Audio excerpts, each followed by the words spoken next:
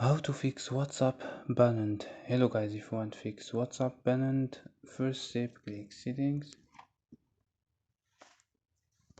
click apps and notifications, click apps and wait a second for loading.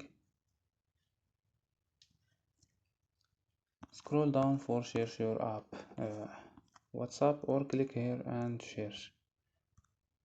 Go to force stop and click OK, and go to storage and click clear cache. After these steps, go to data and turn off mobile data and turn on and turn off Wi-Fi and turn on your Wi-Fi. So don't forget like and subscribe. Bye.